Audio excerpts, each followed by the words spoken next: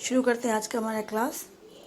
आज हम लोग शुरू करेंगे topic territorial expansions under Akbar. हमने लास्ट क्लास में अकबर की स्टार्ट की थी टॉपिक कि when he become the king, when he get the throne and how he ruled. So under when he was 13 years, then he started ruling, but under the guardianship of one of his the most important person, that was Behram Khan, who helped his father Humayun to re-establish the Mughal Empire. So with the help of his father's friend, that is Behram Khan, he started to control, and slowly when he grown up as an adult, then he started taking the full control of his kingdoms. So he wanted to expand his territory. वो अपनी territory को, अपनी area को, अपने kingdoms को और बड़ा करना चाहते थे, और जिसके कारण इन्होंने पॉलिसीज अपनाई. And what was the policy? That was embarked. He embarked on the policy of conquest. Embark means begin. He started. That was embark means start, शुरू करना. So he started the policy of conquest. Means अब conquest means he will have to do war, fight with the other countries, other neighboring states जो थे, other neighboring kingdoms थे उनके साथ, so that he can easily conquest that area. उनको उनसे हराने के बाद उनका जो एरिया रहेगा वो उनको अपने किंगडम्स में मर्ज कर लेंगे, तो उसे कंक्वेस्ट कहा जाता है. कंक्वेस्ट, कनकर, इस तरह से ये वर्ड यूज करते हैं. ठीक है, तो उन्होंने यूज किया policy embarked on the policy of conquest so that he can easily expand his territories. Now, so first of all, the central India. In 1561, Mughal force launched an attack on Malwa. तो सबसे पहले जो उन्होंने शुरुआत की under Akbar, Akbar के under में उन्होंने सबसे पहला जो वॉर, जो अटैक था मुगल फोर्स ने किसके ऊपर किया? मालवा के ऊपर. And who was ruling on that time on Malwa? बाज बहादुर. Now he fled. वो क्या किया? हिज किंगडम्स, वो वहां से चले गए, अपनी जान बचा के वो वहां से भाग गए. So the entire territory of the Malwa annex by the Mughal empire. तो उसका पूरा राज्य, जितना एरिया था, पूरा का पूरा किसने एनेक्स कर लिया? किसने कब्जा ले लिया? एनेक्स मीन्स कब्जे में किसने ले लिया? मुगल एम्पायर ने ले लिया. सो आफ्टरवर्ड्स बहादुर मैंने बाज बहादुर जो थे, अकबर ने ऑफर किया, offered a position in the Mughal courts, जो वो लेटर मीन्स बाद में. ठीक है, तो इसी तरह से बाज बहादुर को बाद में मुगल्स के अंदर एक पोजीशन उनको मिल गई, मुगल्स की कोर्ट के अंदर. नाउ 3 years लेटर, 3 years के बाद Akbar again send expeditions to Gondwana. 3 years के बाद उन्होंने वापस से एक नया एक्सपेडिशन मीन्स अगेन अपने सोल्जर सेना को लेकर उन्होंने किसके? गोंडवाना के थ्रू, ताकि इस गोंडवाना राज्य को वो कैप्चर कर ले, एनेक्स कर ले.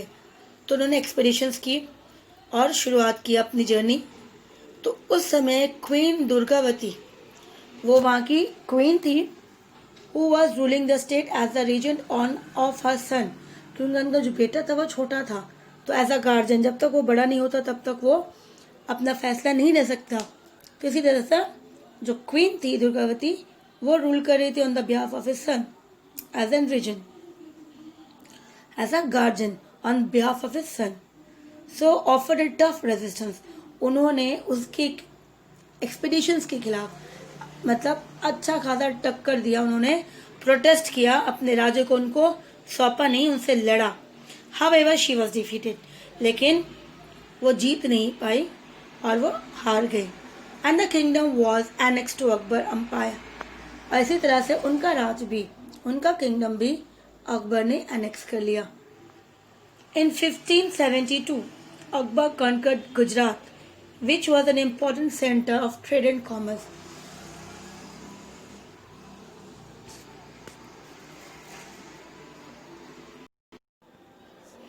तो इसी तरह से नेक्स्ट उन्होंने वापस से जो वॉर किया, उन्होंने कॉन्कर किया किसके ऊपर? गुजरात के ऊपर. और इस तरह से गुजरात उस समय जो था वो बहुत इम्पॉर्टेंट एक किंगडम्स था, क्योंकि वो एक सेंटर था ट्रेड एंड कॉमर्स, ताकि इजीली जो है वो बिज़नेस जो होते थे इजीली इस स्टेट से बहुत ज़्यादा वो बिज़नेस एक्सपोर्ट इम्पोर्ट की बिज़नेस बहुत होती थी। तो ये एक बहुत इंपॉर्टेंट प्लेस था ताकि वो उनको अपने किंगडम्स में मर्ज करें। तो इसी तरह से उन्होंने इसको भी अपने किंगडम्स के अंदर मर्ज किया। फिर नेक्स्ट आया राजपूताना, जो पहले इनके फादर्स को, उसके बाद उनके ग्रैंडफादर्स जो थे, प्रॉब्लम क्रिएट किया था राजपूताना ने भी। तो इन्होंने इनके थ्रू भी कि इन्हें भी उनको अपने राज्य में मर्ज करना है, इनके किंगडम्स को। So his political wisdom and foresight made Akbar realize that the presence of the Rajput power near Delhi would be a constant threat to the Mughal Empire. तो ये अपने जैसे फोरफादर्स जो थे उनके, वो जिस तरह से बाबर था वो बहुत ज़्यादा फोर साइडेड थे, उसी तरह से वैसे ही ये अकबर भी फोर साइडेड थे कि वो आराम से पूरे की पूरी सिचुएशंस को देख के समझ सकते थे। फोर साइडेड मीन्स ये इजीली कि क्या सिचुएशन को देख के प्रॉब्लम्स का ये नेक्स्ट नेगेटिव ये हो सकता है, इनका बुरा पॉजिटिव और नेगेटिव दोनों ही, कि क्या हो सकता है इसका सिचुएशंस के और हमें किस तरह से हैंडल करना है। तो ये चीज़ें होते थे दूरदर्शी, हिंदी में बोलते हैं इसको दूरदर्शी, जिस तरह से हमें अपने आने वाले समय में क्या हो सकता है और हम इसको कैसे अपने को आप बचा सकते हैं, ये चीज़ें होती हैं जिसको हम बोलते हैं इंग्लिश में फोरसाइट। तो जिसके कारण उन्होंने रियलाइज़ किया कि राजपूत जो है वो दिल्ली सेंटर जो है, दिल्ली के आसपास अगर ये रहते हैं और इनका पावर इंक्रीज होता है, that will be a threat. तो ये मुगल्स के लिए अच्छा नहीं रहेगा, मुगल्स एम्पायर्स के लिए एक बहुत बड़ा थ्रेट बन के रहेगा। हमेशा उनको लगेगा कहीं ना कहीं कि राजपूत जो है वो उनकी राज्य को, मुगल्स की जो एम्पायर है उसे वो उनसे छीन लेंगे। So on the other hand, establishing a friendly relation with them would help the Mughal consolidate and expand the control. तो उनसे लड़ के अगर वो करेंगे तो प्रॉब्लम होगा, दुश्मनी हमेशा वो दुश्मन रहेंगे।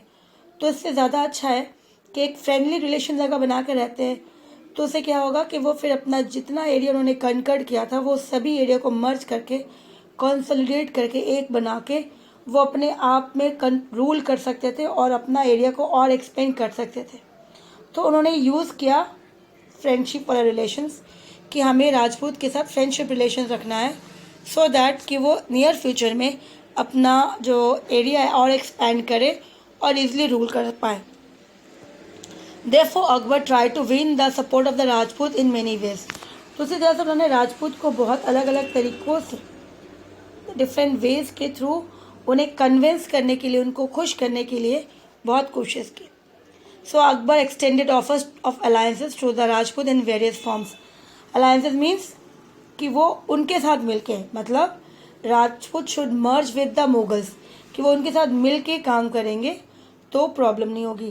सो who will be the king then, अगर वो दोनों मिल जाते हैं राजपूत एंड मुगल्स, तो किंग तो है वो मुगल्स ही रहेंगे और राजपूत उनके अंडर में रहेंगे।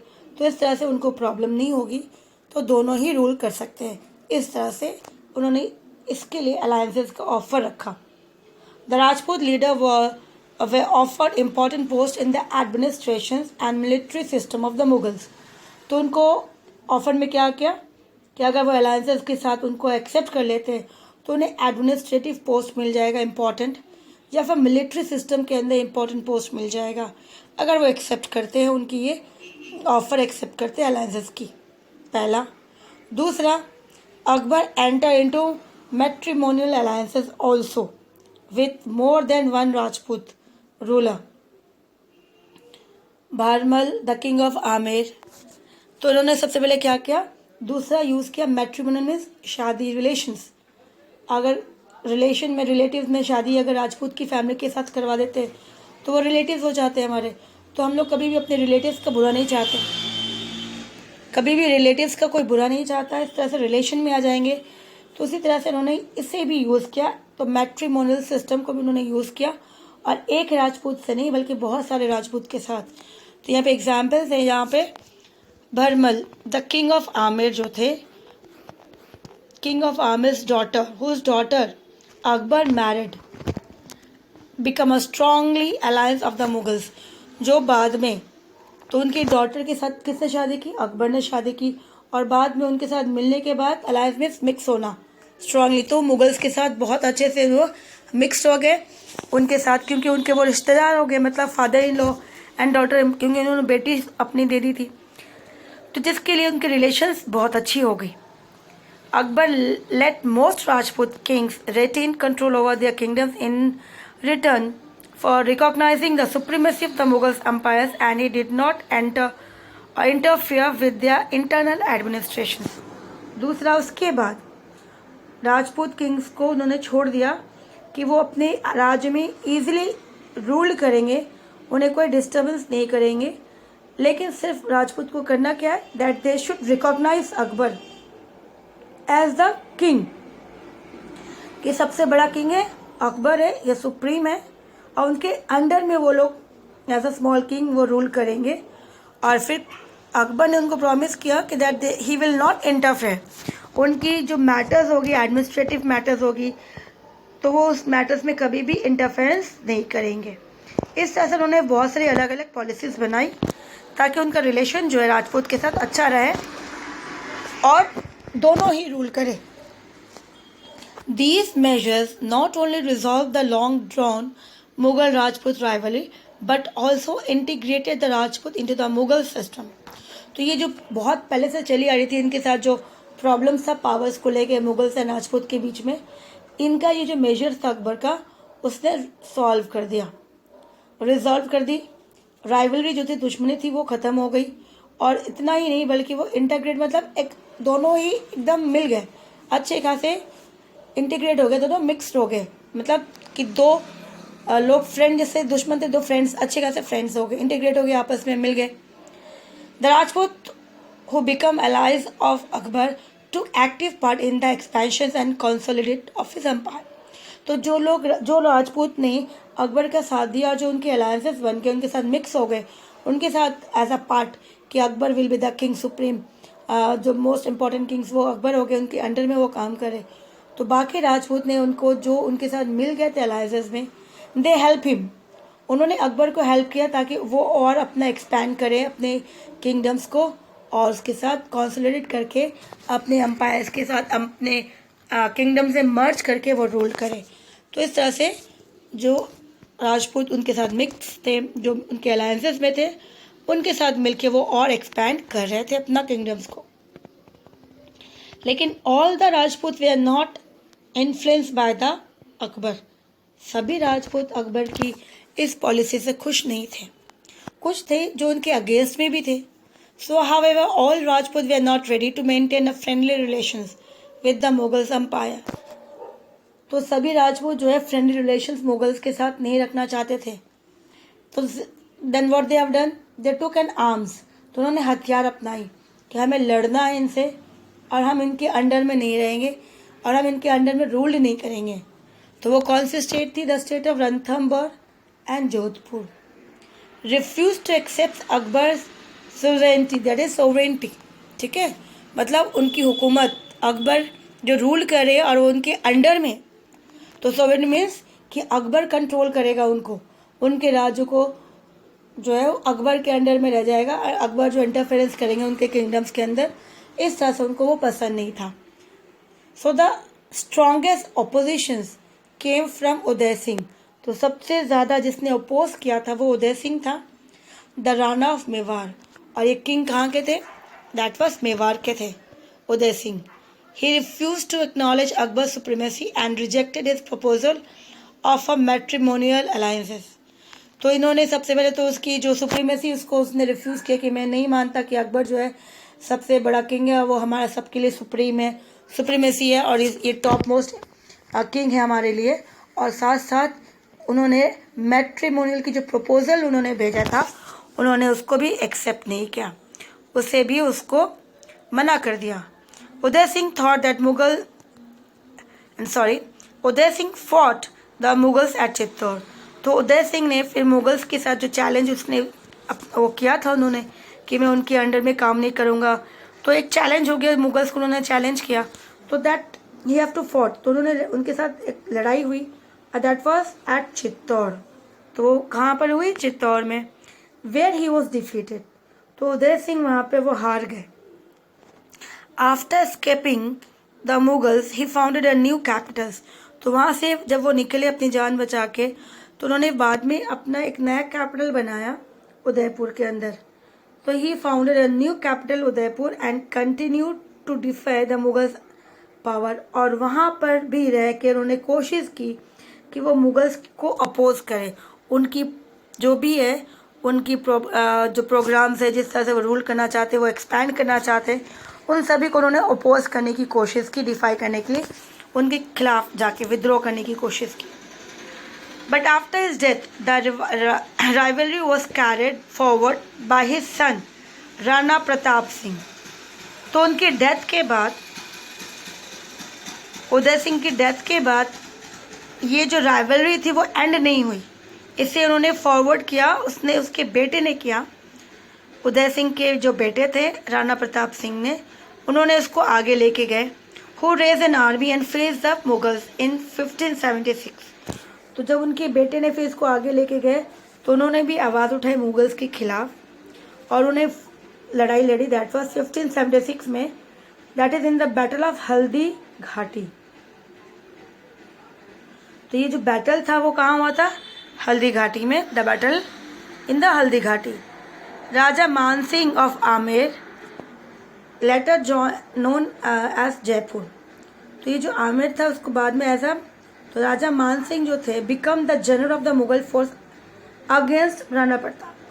तो ये जो लड़ाई लड़ी राणा प्रताप के खिलाफ अकबर ने, और वो थी the battle of Haldi Ghati. तो उस लड़ाई में जो उनका जनरल था, ठीक है, तो जनरल किसे बनाया गया था? राजा मान सिंह को बनाया गया था आमेर का। अब वो जनरल था और वो उन्होंने एज अ इस कमांड को कंट्रोल कर रहे थे। इस बैटल की जो लड़ाई थी, सोल्जर्स को कमांड कर रहे थे एज अ जनरल। तो राजपूत वेयर डिफीटेड। तो जो राजपूत थे वो डिफीट हो गए and Rana Pratap took shelter in the near by mountain. तो जब राजपूत डिफीट हो गए, वो जो उनके सोल्जर्स जो थे डिफीटेड हो गई, तो उन्होंने कहाँ पे शेल्टर लिया? जो क्योंकि वो जो है Haldi Ghati, that was a mountains area है, स्मॉल, और बहुत ही नैरो स्पेस होता है, क्योंकि उनके बीच में पूरी सेना नहीं जा सकती है, एक एक टुकड़ी जा सकती है, बहुत ही कम लोग जा सकते हैं उसके अंदर। तो इसके लिए राणा प्रताप ने आसपास में जो माउंटेन्स है वहाँ पे उन्होंने अपनी shelter Lee.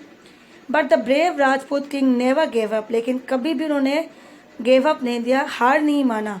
And he continue with struggles. उन्होंने उस अपनी स्ट्रगल को वो कंटिन्यू करते रहे मुगल्स के खिलाफ। And succeeded in recovering the part of his kingdoms. और जो पार्ट उनसे छीन ली गई थी, उन्होंने कोशिश की कि वो सारा पार्ट जो है उनको वापस मिल जाए। तो कुछ हद तक उन्हें वापस भी मिली थी। तो इसी तरह से उन्होंने कंटिन्यू किया, युद्ध कंटिन्यू किया, लेकिन कभी भी हार नहीं मानी कि मुगल्स के सामने वो उनसे घुटना, मतलब वो बेंड हो जाए, नीज बेंड करके उनको बोले कि नहीं मैं गिव अप करता हूँ, मैं हार गया। उन्होंने ऐसा कभी भी नहीं किया। एज अ राजपूत उन्होंने प्रूव किया कि वो किसी के अंडर में king, as a king rule नहीं कर सकते। वो किंग थे, किंग रहेंगे और इंडिपेंडेंट किंग रहेंगे बोल के। Apart from that other conquest, और अदर कॉन्क्वेस्ट में क्या क्या था? While Akbar was expanding his empire in central and western India. जिस तरह से उन्होंने सेंट्रल इंडिया में एक्सपेंड किया, वेस्टर्न में एक्सपेंड किया राजपूत के ऊपर, the Afghan could still manage to retain some power in the eastern part of the country। तो उस समय अफगान जो थे उनके पास उस समय भी कुछ पावर्स था ईस्टर्न साइड में, क्योंकि सेंट्रल और वेस्टर्न साइड तो मोस्टली मुगल्स ने कंट्रोल ले लिया था अकबर ने। तो इसी तरह से यहाँ पर कहा गया ईस्टर्न में अफगान के पास कुछ पावर था। तो इसके लिए ये भी एक चैलेंज बन गया अकबर को कि ये ईस्टर्न वाला एरिया भी उनको मर्ज करना पड़ेगा।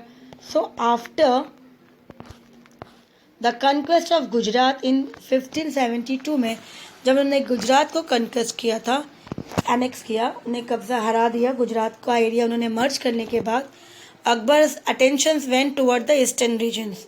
तो अकबर ने अपना इंटेंशन जो था, अटेंशन कहाँ किया? टुवर्ड ईस्टर्न रीजन में। And Bengal was conquered. फिर उन्हें बंगाल को भी कनकर्ड किया विद इन नेक्स्ट 2 ईयर्स, 2 साल के अंदर ईस्टर्न एरिया भी, बंगाल भी अकबर ने अपने राज्य के साथ मर्ज कर लिया। Now between 1585 and 1595, तो 10 years का गैप है। Akbar send a series of campaign in north west India. इसके साथ साथ इस समय में 10 ईयर्स के बीच में ही इन्होंने अच्छी खासी कैंपेन में अपनी सेना को वॉर के लिए तैयार किया और उनको सेंड किया कहाँ, नॉर्थ वेस्टर्न इंडिया में, that is Kabul, Kandahar, Sindh, eastern Balochistan, ये सभी एरिया उन्होंने एनेक्स किया और अपने किंगडम्स में मर्ज किया। Toward the end of the 16th century, Akbar began to expand the Mughal empire to the Deccan, और धीरे धीरे उन्होंने बाद में 16th century के एंड तक डेक्कन एरिया, मतलब हमारा जो सेंट्रल इंडिया के नीचे पेनिनसुला, दिस वन एरिया अभी हम डिस्कस करेंगे, आपको मैप दिखाऊंगी। ये वाला एरिया जो है वो डेक्कन इसको कहा जाता है, ठीक है, ये एरिया को डेक्कन प्लेटोस कहा जाता है। तो ये डेक्कन एरिया मोस्टली पहले बहुत पॉसिबल नहीं था, लेकिन उन्होंने भी उस इम्पॉसिबल को पॉसिबल किया और इसी तरह से ही began to expand the Mughal empire to the Deccan also. By that time, his authority over central and northern India was almost unchallenged. तब तक देखा गया कि उन्होंने सेंट्रल इंडिया पूरा कंट्रोल कर लिया था, नॉर्थन पूरा कंट्रोल कर लिया था, अब वहाँ पे कोई भी चैलेंज नहीं कर सकते थे अकबर को, इसीलिए वो अनचैलेंज, मतलब अब पूरी की पूरी कंट्रोल किसकी थी, अकबर की थी।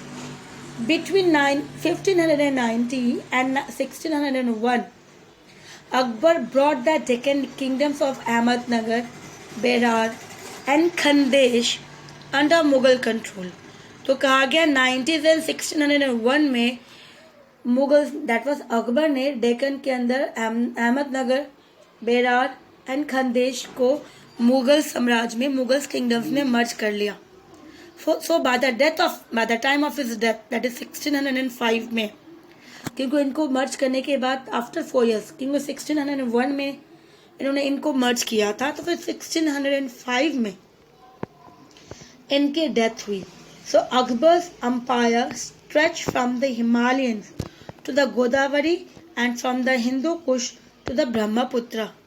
तो उन्होंने अपना एरिया इतना ज़्यादा एक्सपैंड किया था, और एक्सपेंशन जो था is only possible under Akbar. तो ये देखो कि यहाँ पर ये मैप जो है, ये मैप से पता चलता है कि अकबर जो थे उन्होंने कितना एरिया, पूरा एरिया दिख रहा है, ये काबुल, मुल्तान, लाहौर, बलूचिस्तान, ये सारा एरिया यही पर है पूरा।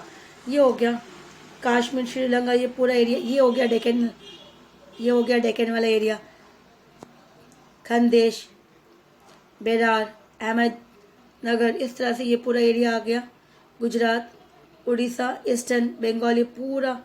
तो इतना बड़ा किंगडम, इतना बड़ा उन्होंने, सोच लो, उन्होंने मर्ज किया। तो दैट वाज टोटली देखा जाए कि इन्होंने मोस्टली हाफ से भी ज़्यादा इंडिया के ऊपर कंट्रोल उन्होंने कर चुके थे, ठीक है। तो हमने आज जो है कंप्लीट किया अकबर के बारे में। नेक्स्ट क्लास में वी विल स्टार्ट जहांगीर, क्योंकि अकबर के बाद उनका जो बेटा था जहांगीर, उन्होंने रूल किया, ठीक है। तो ये हम लोग नेक्स्ट क्लास में करेंगे। Thank you.